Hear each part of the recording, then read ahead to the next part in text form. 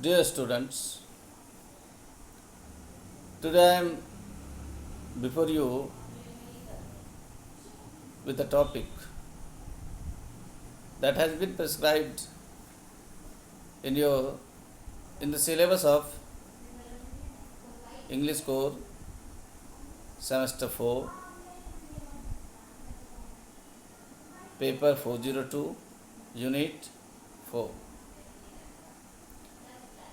and the topic for discussion of today is the poem Futility by Wilfred Owen.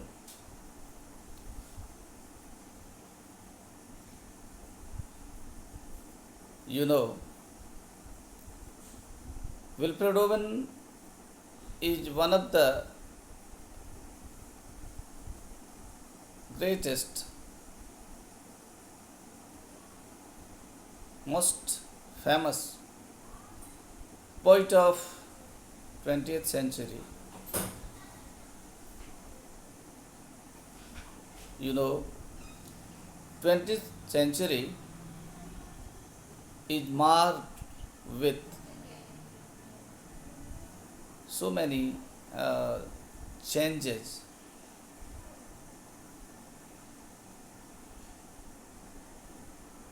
It is marked with the rapid growth of science and technology,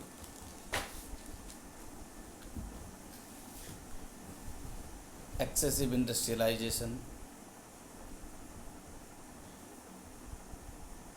peace, prosperity on the one hand,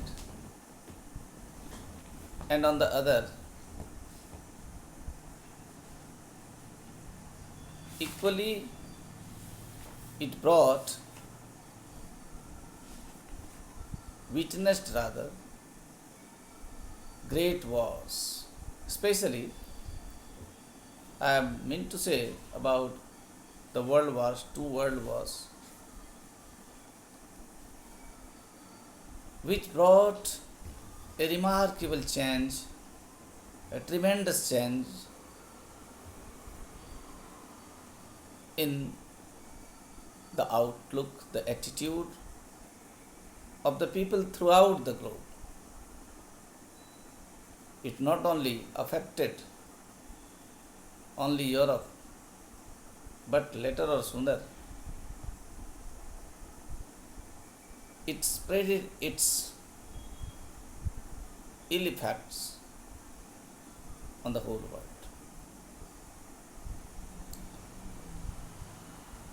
Meanwhile, in the same century, there emerged, better you say in the latter half of the 20th century, or in and around that era, there emerged a group of poets in England, in English literature, those focused on the ill effects, the negative side of war. Of course, you will find a poet named Rupert Brooke glorifying the war, justifying the war, saying it a must in order to keep the progress of the nation intact, to keep the border of the country intact. Yet there are others like Wilfred Owen, Siegfried Session, and a few others who protested war in every forms, condemned war in every forms. Especially, Wilfred Owen emerges as a champion in this respect.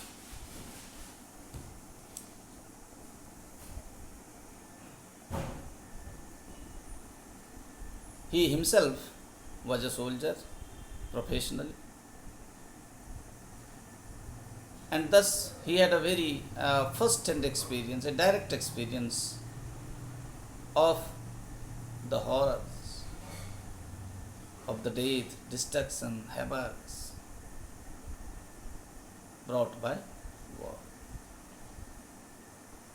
So after the war is over, he turned to writing poetry, trying to bring the horrors of war before the world through his poetry, through his verses.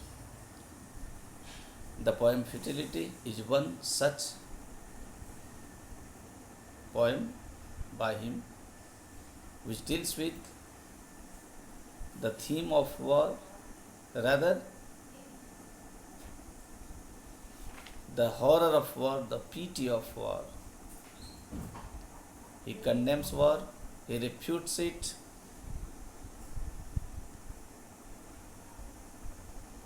he means to say, he is of the opinion that war in every form, war in any form can never be accepted.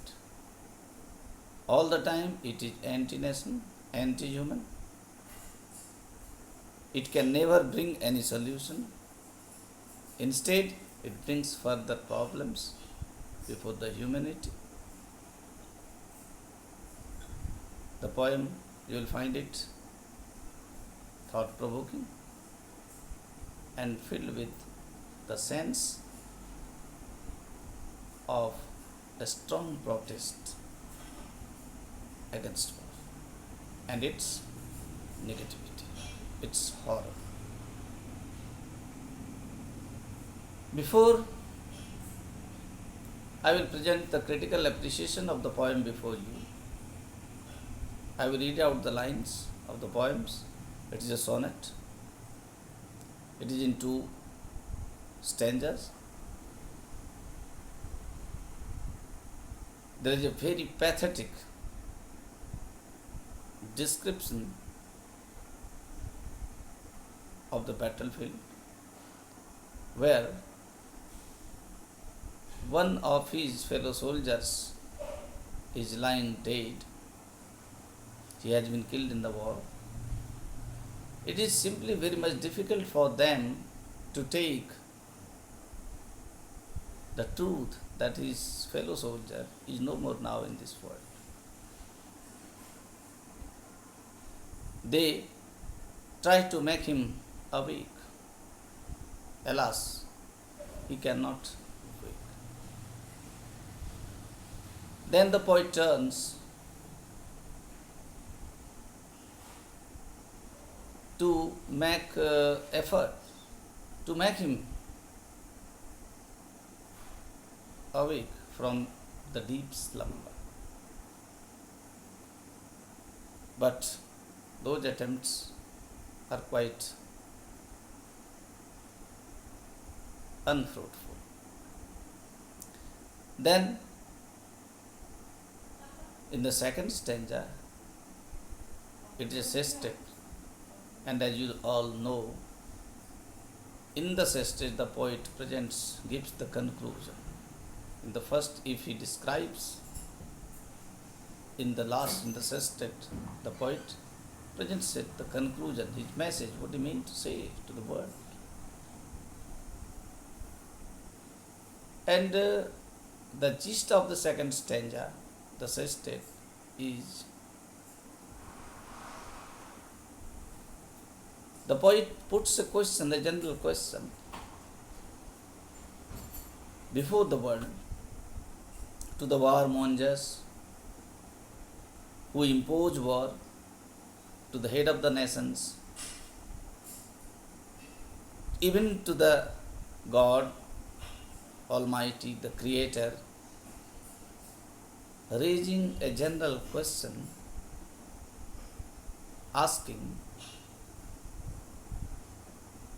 what was the necessity of bringing the life, the human life on this earth, if it is to cut short in the war. As you know, in wars, in battlefields, only the young, immature minds who have grown physically, not emotionally, not intellectually, only they are sent to the war front. The mature ones, the grown, the old ones, they are not at all required. So the poet raises this question before all concerned, and what he means to say through this anecdote and through this uh, raising the questions that war is all the time, it is anti-human, anti-national, and it cannot be accepted. It must be condemned. Whosoever is involved in this. So let us enjoy the poem. I will read out the lines first, then I will try to give the critical appreciation of the poem.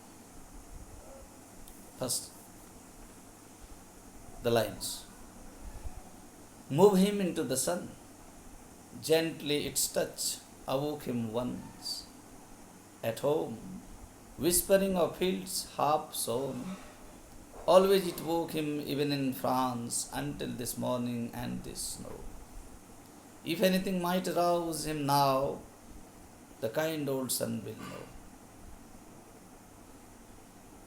Think how it wakes the seeds, woke once the clays of a cold star.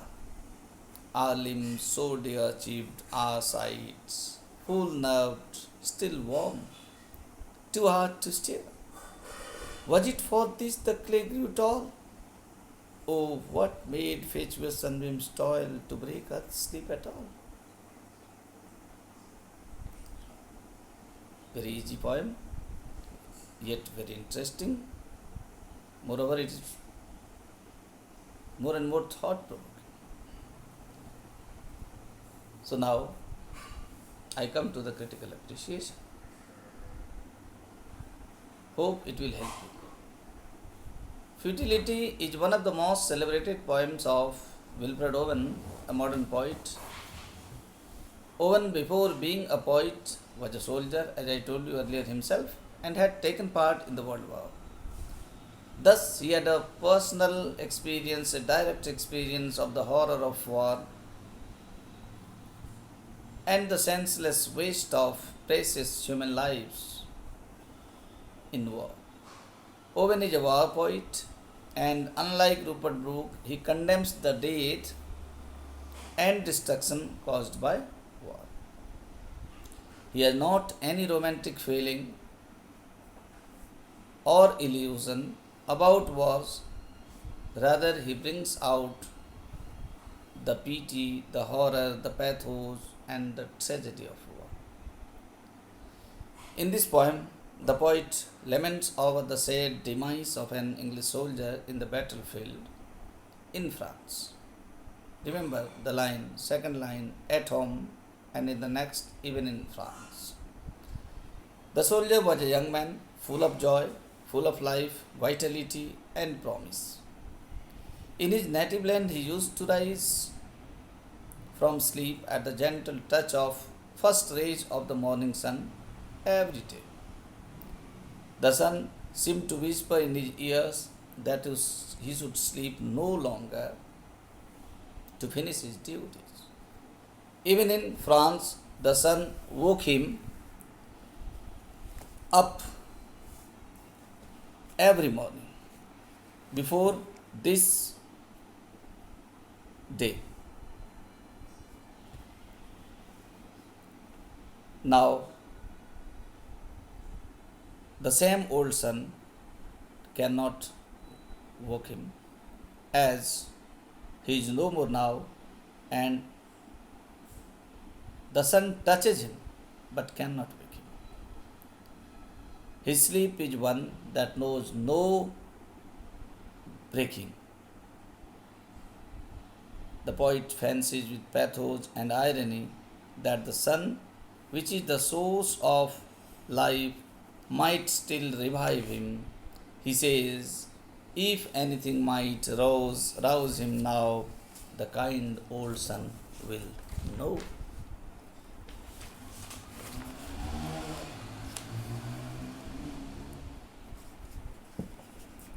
The sun gives life to all beings on earth. It helps the seeds to germinate and the plants to grow and bear leaves, flowers, fruits. It is the same sun that brought life on this earth long ago, whether it is human life, animal life, plant kingdom. You might be knowing there is a scientific truth here. Like the other planets, this earth was also lifeless at a time. Long, long back. Due to the heat of the sun, I mean to say, it is the sun, only sun, due to which every sort of life started blooming on this earth. That's why the poet says, the sun brings warmth to the cold everything, it light and heat needed for life in it. The same mighty sun now is powerless to give life to this strong and healthy young man. Here a note of protest against the premature death of the soldier is highlighted. When he says, what a pitiful line, what a thought-provoking line. It creates a special sense of pity in our hearts. Oh, what made fatuous sunbeams toil to break earth's sleep at all? It brings the pathos of war into light. If death be an inevitable end of youthful vitality of life, he raises the question, why did the sun give life to all things on earth at all? By questioning the purpose of generating life and to cut it short meaninglessly due to war. The poet protests against the horrible wastage of precious human lives that war brings, that war causes. The poet emphatically says that life has no meaning or value if it is destined to end in such death. The poet thus speaks all against the war, bringing out,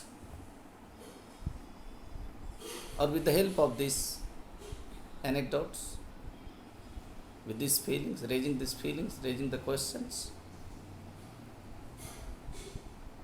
Thus, this poem will be remembered as an anti-war poem, and this Max strongly will predominate as anti-war poet. Hope you will enjoy it. You will find it very much helpful for your upcoming exams. Thank you. We shall meet again tomorrow.